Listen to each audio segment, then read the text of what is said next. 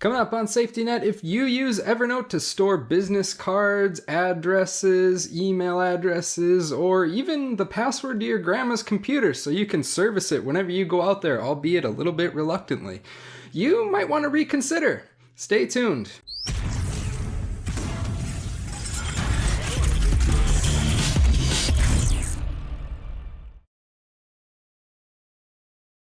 Okay, so welcome to SafetyNet. My name's Nick from Ctrl-alt This is going to be a weekly Wednesday thing where we cover issues about privacy, internet privacy, things like that. So our first episode today covers a story that broke a little bit earlier last week regarding the update to the privacy policy from Evernote.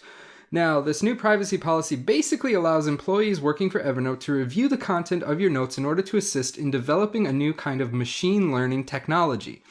Now, this kind of technology will hopefully be used for good purposes, at least that's the way it seems, in that it's going to be used to offer things like improved search results, learning how you use Evernote, and tailoring certain data to your specific usage habits, as well as suggesting features relevant to the task you're currently doing. So think like context menus.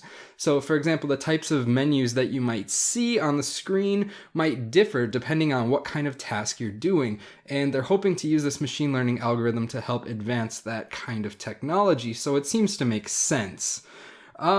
So yeah, but the problem is that this means that both humans and the cloud will be tracking what you're doing in the app. Now, it would be bad enough if it was just the machines reading it, at least for people that are kind of concerned about this. And luckily, you can opt out of the machine learning feature in Evernote settings. However, human review of your notes is simply something that you cannot opt out of, as noted by Twitter user Adron Busk, who highlighted this passage in the privacy policy. So, paraphrasing a little bit here, it basically says that Evernote reserves the rights to go through your notes if they believe you're violating their terms of service for troubleshooting or to, quote, maintain and improve the service. To protect the rights or safety of their users, which I'm assuming refers to things like subpoenas from police organizations and shit like that, or to comply with legal obligations and requests from the government. Okay, so that's exactly what it is. That's not an issue. Even VPNs and shit like that technically have to turn over your data, even if they say that they won't, if they're subpoenaed by the government. Now, but however, it's really the second passage in there that is actually the most kind of concerning. It's so broad that it basically states that they can review your notes whenever they want for pretty much any purpose that they want to review them for. If they want to feed in your personal notes, your personal data, your personal information to help improve this new machine learning algorithm, well, fine, they can just do that, and there's not really anything that you can do to stop it, which is the most concerning issue. Yeah, well, this is a little bit disappointing for me, to say the least, personally. I use Evernote for everything. Everything. I've used it literally since like 2 weeks after it released to the public.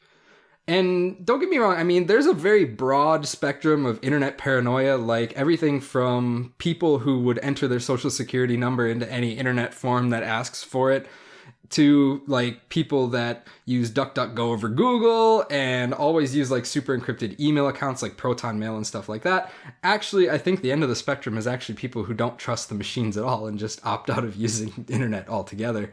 Yeah, there are still people like that in the world, believe it or not. But anyway, I'm getting off track. I fall kind of in the middle of the spectrum, like literally right in the middle. There are some things that I'm really paranoid about, and there are some things that I feel that people kind of blow way out of proportion, like Google, for example. I mean, Google is, yeah, they're using your data for advertising purposes and things like that, but that doesn't really bother me all that much. I do trust them a lot more than a lot of people do, and maybe that's me being a little bit naive, but that's where I fall on the spectrum. Anyway, I'm not overly sure which area I fall in, the paranoid end or the not paranoid end, with this specific issue. So the reason why I'm not entirely convinced on this issue is because that I can be okay with this issue is because of what I store in Evernote. So I know I'm not a very big internet persona yet, so you guys don't really know a lot about me, but I'm actually a writer. I write novels and I write articles as well. I have drafts of like a bunch of different kinds of articles that I've been already published or stuff that I'm going to publish in the future. All of that is there. I have complete plot outlines, character bios, and technology. I'm writing a sci-fi novel. Technology and everything for this novel that I'm working on. There's shit like I keep the I alluded to this in the intro. I keep the password to my grandparents' computer on there so that when I go over there, I can easily have access to that information, because 9 times out of 10, every time I go over to my grandparents' house, I have to fix something on their laptop. That's just my life. I am the family tech support. I'm sure a lot of you younger people out there can relate to that. But so this is all not just my personal information, but my intellectual property as well. So this is a huge issue for me, and I don't really want some asshat programmer with this shit up on his screen.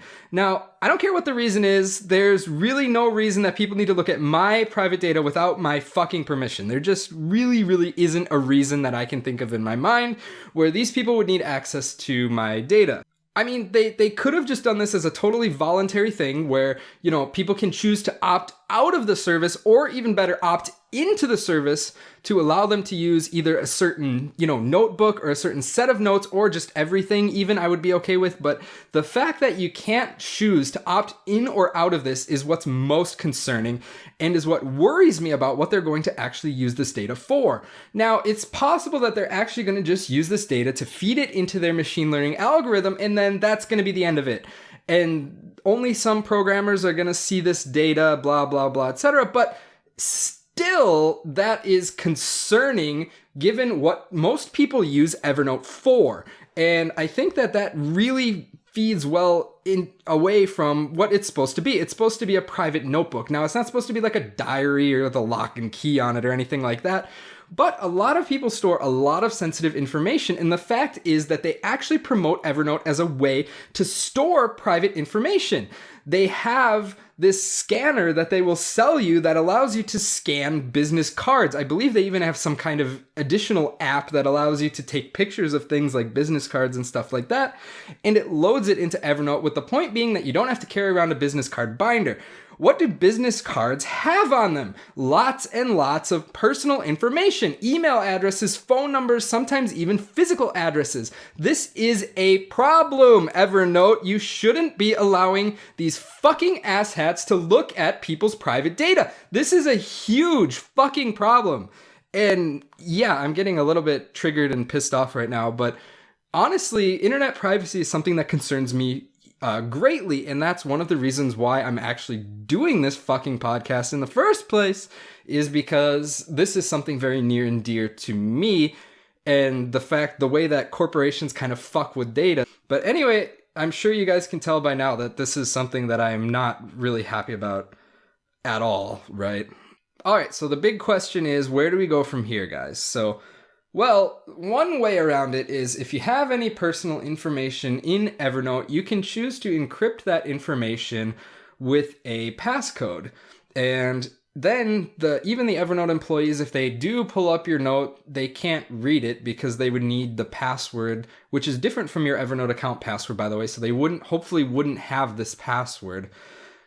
They would have to enter that password to decrypt it and then read it. So that's one way to do it, but that's also hugely annoying for you guys on the user end as well, because that means that you actually have to put in this password every time you want to read one of your notes that's encrypted, or part of your note that's encrypted. That's a problem, so that's not really going to work. That'll take an eternity. Really annoying. Another thing you can do is just up and leave. Obviously, that's the most obvious solution. There's a lot of other things out there. Apple Note, OneNote, what's the one? Google Keep. Again, like I said, I trust Google more than most people do. My entire life is on Google anyway, so, if someone gets into my Google account, I'm fucked regardless, so you might as well just put your notes in there too, right? Anyway, so yeah, you can use Google Keep, for example. It has all the baggage of Google. OneNote has all the baggage of Microsoft. Apple Notes has all the baggage of Apple, of course, blah, blah, blah. So I guess the most notable one that doesn't have any baggage is one called Nimbus Note, which I'll link down below. They do notes and only notes, just like how Evernote is supposed to be. They have a web clipper tool, just like Evernote has the Chrome extension that lets you clip websites into the thing. They even have similar pricing programs with monthly upload limits for the free users, and then plans that, escalate from there. Very, very, very similar to Evernote, and at least as far as I can tell, no weird issues with the privacy policy, at least at this moment. So yeah, and luckily it's really relatively easy to export and import from Evernote. You can export all your notes just with like 2 clicks from the files menu, I believe. Just export notes or something like that. And all of the other big note-taking applications that are out there right now, they do allow importing from Evernote files, so it's all super easy. You don't have to export and import each individual note. That would be really annoying. So that's good news. Yeah, but either way, I mean, if you guys have any personal data in Evernote, definitely go out there and encrypt all of that information that's in there at a minimum for the time being, and consider moving away from the platform if this is something that concerns you, as it concerns me. I don't know exactly what I'm going to be doing yet. I might give Google Keep a try. I might give Nimbus Note a try, just kind of give it a feel. But yeah, this is something that's deeply concerning for me, so I highly doubt that I will choose to stay with Evernote after this revelation. So let me know what you think, guys. Is this something that bothers you? Do you think it's kind of a non-story? Let me know in the comments down below. If you like this video, if I gave you some information that helps you, please give it the thumbs up. Please subscribe to my channel. We're going to be doing this kind of video every Wednesday. And every Monday and Thursday, we're going to be doing awesome tips, giving you tips about gaming or technology and internet-related type stuff. Maybe we'll branch out from that a little bit in the future. Haven't exactly decided yet. Friday is going to be GG Cast, which is Good Game Cast, which is a video game podcast about all the latest news. Saturday is going to be Technobuzz, which is our tech news podcast, mostly consumer technology type stuff. So look forward to all of those shows. If any of that sounds interesting to you, give that subscribe button a click down below.